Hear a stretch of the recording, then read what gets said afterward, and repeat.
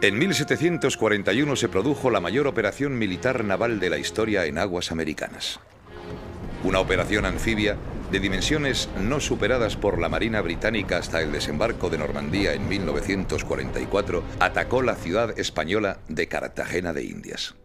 Entre sus defensores destacó uno de los hombres más incomprensiblemente olvidados de la historia de España, Blas de Lezo. Blas de Lezo y Olavarrieta nació en Pasajes de San Pedro, Guipúzcoa, de familia de marinos. En la ría que forma el Oyarzún, en su desembocadura, toda la vida mira al mar. La infancia de Blas de Lezo estuvo seguramente rodeada de leyendas de grandes navegantes, aventuras y el ejemplo cercano de una gente dura, trabajadora y audaz, que se adentraba en el océano en frágiles embarcaciones tras las ballenas. Con apenas 12 años, es enviado a Francia a estudiar y se alista en la Armada francesa al comienzo de la Guerra de Sucesión Española, en la que más que el trono de España se disputaba la hegemonía de los imperios a las puertas del siglo de las luces. En 1704 fue alcanzado por una bala de cañón que le destrozó la pierna izquierda, que hubo de ser amputada por debajo de la rodilla. Por el valor demostrado, es ascendido al alférez de navío y se le ofrece ser asistente de cámara en la corte de Felipe V. Lezo lo rechaza y se embarca de nuevo participando activamente en los eventos y combates de la sangrienta Guerra de Sucesión. Peñíscola, Génova, Barcelona, Tolón. En esta plaza, tras un impacto de cañón en la fortificación, una esquirla se le aloja en el ojo izquierdo, produciéndole la pérdida total de la visión de ese ojo. Tenía 18 años. En los combates de Barcelona, cuando tenía 25 años, recibió un balazo de mosquete en el antebrazo derecho, dejándolo lisiado. Con 26 años, dirige una extensa escuadra que reconquista Mallorca. Un año después parte para La Habana, escoltando una flota de galeones. Su incorporación a las órdenes de Bartolomé de Urubizu en las costas del Pacífico le ofrece nuevas experiencias contra los piratas y contrabandistas. Con 34 años es ascendido a general de la Armada. Su primer cometido como jefe de la Escuadra del Sur es hacerla operativa, ya que se encontraba en un estado lamentable, con unidades inservibles y sin medios económicos. En 1731 vuelve al Mediterráneo. Tras una exitosa misión en Génova, para las arcas de la corona, participa brillantemente en la expedición de Orán, protectorado otomano de Argel. En 1734, Blas de Lezo asciende a teniente general y en 1737 es destinado a América como comandante de la escuadra de Cartagena de Indias para asumir la defensa de sus costas. El esplendor alcanzado por Cartagena en el siglo XVII y su importancia estratégica para la administración española de Indias la hizo ser objetivo de ataques de piratas y enemigos de la corona española. La necesidad de defenderla de los continuos ataques hizo que a lo largo de los años fuese fortificándose hasta convertirse en una ciudad fortaleza rodeada de castillos, fuertes y baluartes. La alianza de España e Inglaterra en las guerras contra Francia en el siglo XVII había hecho que los ingleses recibieran muchos beneficios del comercio con los puertos de la América española. La Guerra de Sucesión, en la que los ingleses tomaron partido, junto a los holandeses, por el bando perdedor, mermó sus privilegios. El Tratado de Utrecht, al final de la guerra, en 1713, palió sensiblemente este hecho con el llamado Derecho de Asiento, que estipulaba las magnitudes y formas del comercio permitido por España en sus colonias. Sin embargo, las limitaciones de este derecho eran continuamente violadas por los traficantes de esclavos y contrabandistas. La injerencia del contrabando británico en el comercio americano y la efectiva actuación de represión de los guardacostas españoles habían tensado las relaciones entre ambas potencias. En la Guerra Anglo-Española de 1727-1729, como respuesta al asedio de Gibraltar por parte de España, la Armada británica bloqueó Portobelo. La naturaleza tropical y el hacinamiento en las naves durante tanto tiempo diezmaron el contingente británico, falleciendo 4.000 soldados, marineros y oficiales por la fiebre amarilla y el escorbuto, sin efectuar un solo disparo. La incierta paz promovida por Robert Walpole era contestada en el Parlamento de Londres por los lobbies del comercio marítimo que lo acusaban de blando. El recuerdo doloroso de la muerte inútil de tantos británicos en el bloqueo de Portobelo era un arma arrojadiza perfecta contra la templanza del primer ministro. Ante la escalada antiespañola, Blas de Lezo se obsesionó con reforzar las defensas de la ciudad y la bahía. San Felipe fue rodeado de fosos y trincheras y mejorado con un hornabeque y plataformas en las que situar artillería. Entre los miembros del Parlamento, en la oposición, violentamente opuesto a Walpole, se encontraba el capitán Edward Vernon, un oficial naval que animaba la urgencia de una expedición contra las posesiones españolas en el Caribe, alardeando de que podía tomar Portobelo con solo 6 barcos. Para atizar el clima antiespañol, llevó a la Cámara de los Comunes a un capitán contrabandista que se llamaba Jenkins, que decía que en 1731 el capitán español León Fandiño, a la sazón en el servicio de guardacostas español en el Caribe, lo interceptó y, cortándole la oreja, insultó al rey británico afirmando que le haría lo mismo a Jorge II si se atrevía a hacer lo mismo. Una gran campaña mediática se desató hasta lograr una declaración de guerra contra España. Vernon fue comisionado y nombrado vicealmirante con las instrucciones de dirigirse al Caribe y atacar los intereses de la corona española en cualquier momento y de cualquier manera. Vernon llegó a Port Royal con 6 navíos. A mediados de noviembre puso proa con su flotilla a Portobelo. La lucha apenas duró 2 horas. Tras destrozar el fuerte, lo tomaron sin encontrar apenas resistencia. Vernon envió noticias a Londres, donde fueron recibidas con júbilo.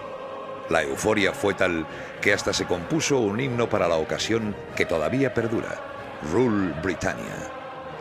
Mientras esperaba refuerzos determinantes en hombres y barcos, se dedicó a realizar acciones de castigo contra los puertos de la corona española. Entre otros, realizó 2 ataques a Cartagena, con la posible intención de tantear las capacidades defensivas de la ciudad. En 1740 se restableció el virreinato del nuevo Reino de Granada. El nuevo virrey era un teniente general del ejército español, Sebastián de Eslava. En abril de 1741, tras haber conseguido burlar la vigilancia de los barcos ingleses, llegó a Cartagena de Indias procedente del Ferrol con los navíos Galicia y San Carlos, además de 500 hombres en tropas de apoyo. En Jamaica, la flota británica se vio incrementada hasta constituir la mayor fuerza naval proyectada por Inglaterra hasta el desembarco de Normandía. Vernon, junto al comodoro Lestock y Challoner Ogle, comandaban las escuadras: azul, roja y blanca. Al mando de las fuerzas terrestres estaba el brigadier Wentworth, que reemplazó a Lord Cathcart por haber fallecido este antes de llegar a Jamaica. Fueron avistadas las primeras velas del enemigo por Punta Canoa. Al día siguiente, una balandra enviada desde Santo Domingo por los franceses confirmó la alarma con la noticia de que se aproximaba una enorme flota a aquella plaza. Blas de Lezo pasó a residir a bordo del navío Galicia para disponer las medidas de defensa y se echaron las cadenas a Boca Chica para esperar los movimientos del enemigo. El día 15 se dejó ver toda la armada británica, que fondeó entre Punta Canoa y La Boquilla. Durante días, Vernon convocó varios consejos de guerra a bordo del Princess Carolina para establecer los términos del reparto del botín que esperaban conseguir en Cartagena. Mientras tanto, hicieron un amago de desembarco en La Boquilla con el seguro propósito de distraer la atención de los españoles sobre sus planes reales. Blas de Lezo dispuso situar los navíos Dragón y Conquistador en Boca Grande. La mayor potencia de fuego de los buques Galicia, África, San Felipe y San Carlos la reservó para Boca Chica. El fuego se inició el día 19, cuando 4 buques comenzaron el bombardeo del castillo de San Luis de Boca Chica y otros 3 lo hicieron contra las defensas de Tierra Bomba, destruyendo el reducto de La Chamba y las baterías de Santiago y San Felipe. Batidos por el fuego de las baterías de Punta Abanico y Varadero, 4 de los 7 barcos del enemigo tuvieron que retirarse a remolque. El mismo día, al anochecer, iniciaron el desembarco por la playa de La Chamba. Inmediatamente después del desembarco, Las diferencias de criterio entre el general Wentworth, al mando de las tropas de tierra, y el almirante Vernon, jefe de la expedición, comenzaron a manifestarse. Vernon urgía a Wentworth a apresurarse en el ataque al castillo de San Luis. El retraso se debía a que las tropas desembarcadas estaban continuamente hostigadas desde las baterías de Punta Abanico y Varadero. El día 30, los ingleses dirigieron un ataque contra estas baterías, pagando un precio de 200 bajas debido a su exceso de confianza. Son reconstruidas al día siguiente. El día 31, Desnos, gobernador del castillo de San Luis, hizo una salida para entorpecer el montaje de la batería que armaban los ingleses, poniéndolos en fuga. Desde el 2 de abril, la artillería de Vernon comenzó a batir el castillo de San Luis con el aumento de 6 morteros de granada reales de una manera sistemática, apoyados por el fuego de la artillería naval de las escuadras roja y azul en pasadas incesantes. Una bala de cañón arrancó las patas del taburete en que se sentaba el virrey, reunido con Blas de Lezo en el castillo del Galicia, y ambos resultaron heridos por las astillas. El día 5, viendo el gobernador Desnos que venía el enemigo avanzando en 3 columnas, resolvió poner bandera blanca. La respuesta de los ingleses fue el fuego de las baterías y la aproximación de las tropas en ademán de no oír proposición alguna. Toda la tropa fue evacuada a tiempo sin riesgo. Otras embarcaciones fueron a rescatar a la guarnición de San José y destruir su artillería para privar al enemigo de esa ventaja. El Galicia cayó en manos del enemigo con su capitán, Juan Jordán, y 30 hombres de su tripulación. El San Felipe embarrancó con su popa en el bajío de la batería de San José, se le prendió fuego y por accidente se incendió con él el navío África. Solo el San Carlos se consiguió que se hundiese en el centro del canal. Tras despejar el canal de Boca Chica, toda la flota británica comenzó a entrar en la bahía. El día 6, a las 3 de la madrugada, el virrey y Blas de Lezo decidieron enganchar todas las embarcaciones del comercio de galeones entre el Castillo Grande de Santa Cruz y Manzanillo para bloquear el paso a la Bahía de las Ánimas. Se dispusieron los 2 navíos de guerra que quedaban, para hundirlos y así cerrar las 2 bocas del puerto en caso necesario. Al mismo tiempo, se evacuó el Castillo Grande de Santa Cruz para unir su guarnición a las fuerzas de la plaza. Los ingleses estaban atracados ya en Punta de Perico, dentro de la bahía, e intentaron un desembarco en Manzanillo que fue rechazado. Uno de los navíos atacantes se atracó a la popa del Conquistador que estaba semi-hundido y se lo llevó arrastrando, con lo que dejó expedita la entrada. A partir de ese momento, entraron en la bahía interior. Comenzó el bombardeo de la ciudad. El desembarco se realizó por 3 partes, formando 3 columnas que, hostigados por los piquetes españoles reforzados por los arqueros indígenas, se concentraron en el tejar de Gavala, donde se fortificaron. El día 17 tomaron el tejar de la popa y también el de Lozano. Las tropas americanas del contingente de Vernon, que habían desembarcado por la boquilla, tomaron por su cuenta el cerro de la popa. Tras un intenso mes de campaña, la flota fondeada en Punta Perico soportaba los rigores del clima tropical y la incógnita de cuánto se iba a tardar en llegar a un desenlace. Blas de Lezo conocía el valor militar de esa demora. Si se conseguía resistir hasta la llegada de las lluvias a final de abril, Vernon habría perdido. Las tropas de Wentworth hacían avances demasiado discretos. Los oficiales de tierra se quejaban de que no tenían el debido apoyo artillero naval, mientras que los jefes navales, conocedores de las características de la bahía, se negaban a arriesgar sus naves estérilmente. A Vernon le atormentaba la idea de repetir el desastre de Portobelo de 1727, sobre todo después de mandar emisarios a Londres anunciando anticipadamente su victoria. Esta noticia les llenó de orgullo y se acuñaron monedas conmemorativas. Para Vernon era de vital importancia aislar la ciudad. La pieza clave para lograrlo era el castillo de San Felipe de Barajas, por su posición de dominio sobre Cartagena. Desde el día 21 al 25 aumentaron el fuego de las baterías de tierra contra el castillo, sin conseguir abrir brecha. Ante la insistencia de Vernon, se decidió realizar un asalto masivo contra San Felipe. Fue planeado como un ataque nocturno. Washington con los americanos atacaría por el noroeste, Grant por el norte. Wynyard por el este, con el grueso de las tropas inglesas, y de Guise por el sureste y por el sur.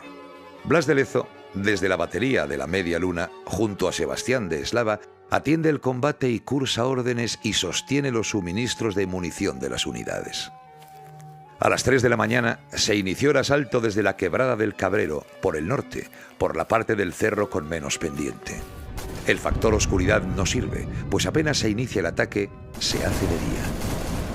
Blas de Lezo envió a 200 hombres de tropa de marina para reforzarlo. Tras fracasar los intentos por los distintos flancos, lo intentaron por el noreste, en donde fueron demediados por la fusilería española. De repente, desde el castillo, que por su posición privilegiada como otero del escenario de la batalla había permitido a sus defensores observar la frágil determinación de los atacantes, se produjo una salida a bayoneta calada que hizo cundir el pánico a los ya exhaustos soldados británicos. La desbandada de las tropas de tierra acrecentó la tensión entre Vernon y Wentworth. El día 26, los ingleses condujeron al capturado navío Galicia dentro de la bahía interior para intentar hacer brecha con su artillería en la muralla de Cartagena. Ante el fracaso de la acción, le cortaron las amarras y lo dejaron al pairo. Sin mucha fe, este hecho era el aviso de que ya no confiaban en la posibilidad de la victoria. En un consejo de guerra celebrado en el buque insignia de Vernon, con los otros jefes navales decidieron desistir de la empresa por impracticable. A partir de ese momento, los británicos comenzaron su retirada, con buques averiados, insuficientes tripulaciones para las embarcaciones hábiles, con multitud de moribundos que acrecentaba el horror de las desmoralizadas tropas. Pese a todo, durante su retirada, aprovecharon para desolar las defensas que tenían en su poder. Acabaron de demoler el castillo de San Luis y el castillo grande de Santa Cruz. Cartagena estaba salvada. Vernon volvió a Londres. Su desastre en Cartagena se silenció. Blas de Lezo murió el 7 de septiembre de ese año. La defensa de Cartagena fue posible por la resolución de muchos hombres valientes, encabezados por Blas de Lezo, que defendieron con conocimiento y coraje lo que les pertenecía. Medio hombre. Un hombre completo para los suyos. Un hombre completo para la historia. Blas de Lezo para siempre.